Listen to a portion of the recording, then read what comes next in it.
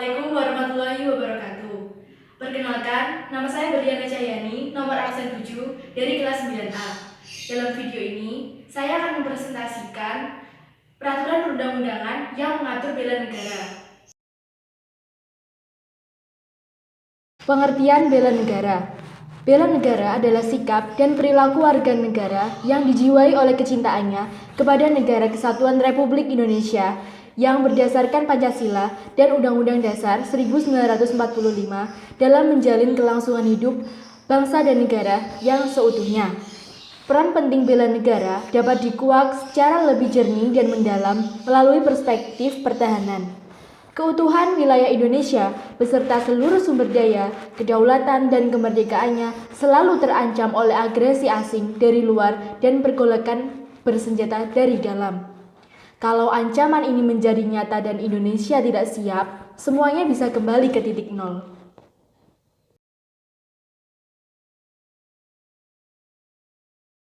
Selanjutnya adalah dasar hukum bela negara. Mengapa harus ada hukum yang mendasari bela negara? Bela negara merupakan salah satu upaya dan propaganda yang dilakukan oleh pemerintah untuk mempertahankan kedaulatan rakyat di Indonesia. Namun, bukan berarti pemerintah dengan seenak dan semaunya sendiri tiba-tiba mengadakan upaya bela negara ini. Ketika pemerintah hendak melakukan sesuatu, harus ada dasar hukum yang jelas dari sesuatu itu. Hal yang sama berlaku ketika pemerintah mengadakan bela negara. Terdapat beberapa dasar hukum bela negara di Indonesia. Di sini kami hanya akan menjelaskan dua dari beberapa dasar hukum tersebut. Dasar hukum tersebut yaitu diantaranya adalah Undang-Undang Dasar Negara Republik Indonesia tahun 1945, Ketetapan MPR, dan Undang-Undang. Pada video kali ini, saya hanya akan menjelaskan tentang peraturan perundang-undangan yaitu Undang-Undang Dasar Negara Republik Indonesia tahun 1945 dan Ketetapan MPR.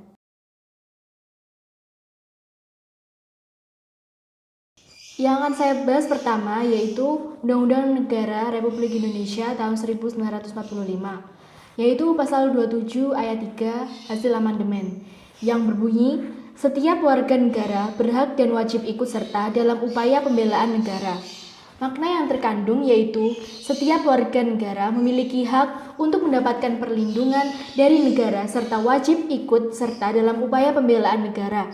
Pembelaan negara tidak harus dalam wujud perang, tetapi bisa diwujudkan dengan cara lain seperti ikut serta dalam mengamankan lingkungan sekitar atau siskambling, ikut serta membantu korban bencana di dalam negeri, belajar dengan tekun pelajaran atau mata pelajaran pendidikan kewarganegaraan atau PKN. Dan yang terakhir adalah selalu menaati dan melaksanakan peraturan.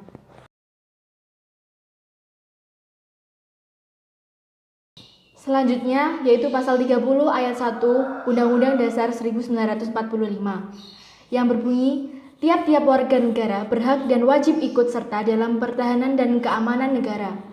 Makna yang terkandung ialah setiap warga negara mempunyai hak untuk mendapatkan keamanan dari negara dan mempunyai kewajiban untuk melakukan upaya untuk pertahanan negara Indonesia. Upaya pertahanan dan keamanan haruslah menjamin tercegahnya atau teratasinya hal-hal yang langsung atau tidak langsung dapat mengganggu jalannya pembangunan nasional.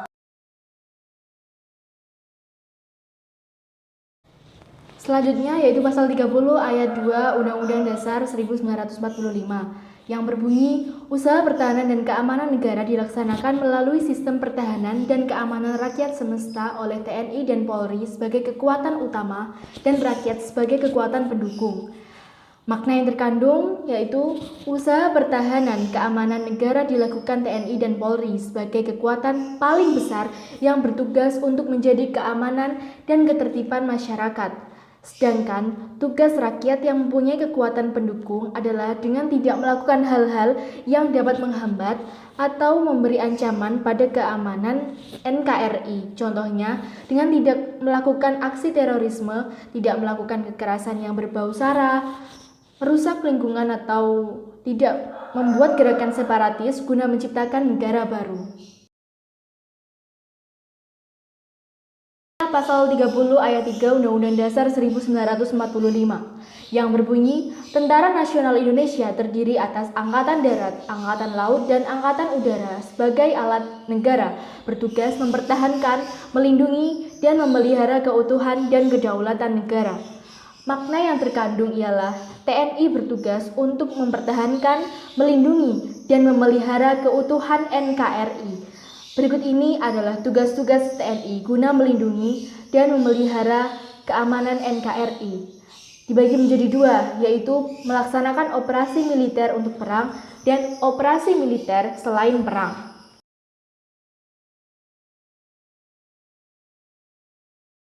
Pasal berikutnya ialah pasal 30 ayat 4 Undang-Undang Dasar 1945 yang berbunyi, Kepolisian Negara Republik Indonesia sebagai alat negara yang menjaga keamanan dan ketertiban masyarakat bertugas melindungi, mengayomi, melayani masyarakat, serta menegakkan hukum.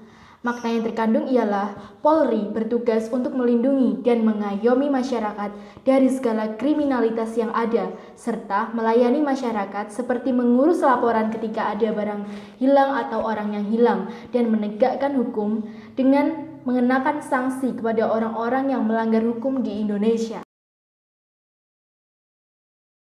Pasal yang terakhir ialah pasal 30 ayat 5 Undang-Undang Dasar 1945 yang berbunyi, Susunan dan Kedudukan Tentara Nasional Indonesia, Kepolisian Negara Republik Indonesia, hubungan kewenangan Tentara Nasional Indonesia dan Kepolisian Negara Republik Indonesia di dalam menjalankan tugasnya, syarat-syarat keikutsertaan warga negara dalam usaha pertahanan dan keamanan diatur dengan undang-undang. Makna yang terkandung ialah, meski TNI dan Polri berbeda dalam struktur organisasi, namun dalam menjalankan tugas dan fungsi, masing-masing keduanya bekerja sama dan saling mendukung dalam suatu sistem pertahanan dan keamanan rakyat semesta. Tugas TNI dan Polri sama-sama menjaga keamanan negara dan melindungi rakyat. Syarat-syarat keikutsertaan rakyat dalam usaha pertahanan dan keamanan sudah diatur di Undang-Undang 1945. Setelah membahas tentang pasal-pasal yang ada di dalam UUD 1945, sekarang saya akan menjelaskan tentang ketetapan MPR. A. Ketetapan MPR RI nomor 4/MPR/2000 tentang pemisahan TNI dan Kepolisian Negara Republik Indonesia. Berdasarkan ketetapan MPR tersebut, TNI dan Polri secara kelembagaan terpisah dengan peran dan fungsi tersebut, diantaranya sebagai berikut. 1.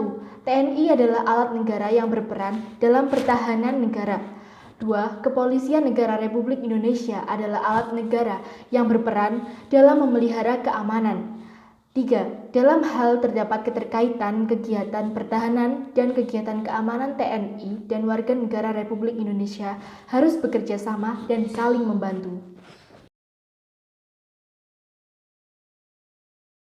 TAP MPR RI nomor 7/MPR/2000 tentang peran Tentara Nasional Indonesia dan peran Kepolisian Negara Republik Indonesia. Peran TNI adalah sebagai berikut. 1. TNI merupakan alat negara yang berperan sebagai alat pertahanan negara kesatuan Republik Indonesia. 2. TNI sebagai alat pertahanan negara yang bertugas pokok menegakkan kedaulatan negara, keutuhan wilayah negara kesatuan Republik Indonesia yang berdasarkan Pancasila dan Undang-Undang Dasar Negara Republik Indonesia tahun 1945, serta melindungi segenap bangsa dan seluruh tumpah darah Indonesia dari ancaman dan gangguan terhadap keutuhan bangsa dan negara. 3. TNI melaksanakan tugas negara dalam penyelenggaraan wajib militer bagi warga negara yang diatur dengan undang-undang. Selanjutnya, peran Polri adalah sebagai berikut. 1. Kepolisian Negara Republik Indonesia merupakan kepolisian nasional yang organisasinya disusun secara berjenjang dari tingkat pusat sampai tingkat daerah. 2. Dalam menjalankan perannya, Kepolisian Negara Republik Indonesia wajib memiliki keahlian dan keterampilan secara profesional. Nah, itulah peraturan perundang-undangan yang mengatur tentang bela negara. Kesimpulannya, perjuangan yang gigih dan pengorbanan yang luar biasa dari para pejuang telah mengantarkan kita menjadi bangsa yang merdeka. Kemerdekaan yang kita miliki sekarang harus dijaga dan dipertahankan karena meskipun Indonesia sudah merdeka, bukan berarti terlepas dari segala bentuk ancaman, gangguan, hambatan, dan tantangan. Upaya yang bisa kita lakukan contohnya adalah belajar dengan tekun dan penuh semangat untuk memperdalam iman dan takwa serta ilmu pengetahuan dan teknologi agar suatu saat kita bisa melanjutkan pembangunan bangsa ini.